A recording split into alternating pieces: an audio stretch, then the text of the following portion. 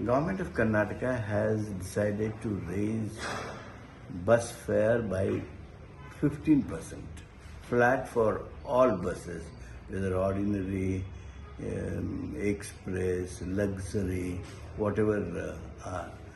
All flat 15% is increased. This 15% increase became very necessary because the diesel rate has jumped by almost 40% from the day when we had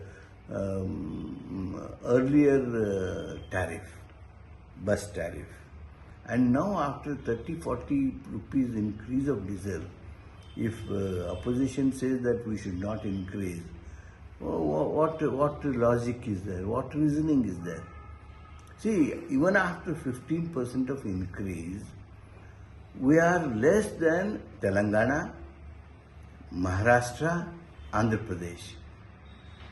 Andhra Pradesh, you have your government, NDA government. Maharashtra, you have your NDA government. There you feel that is appropriate.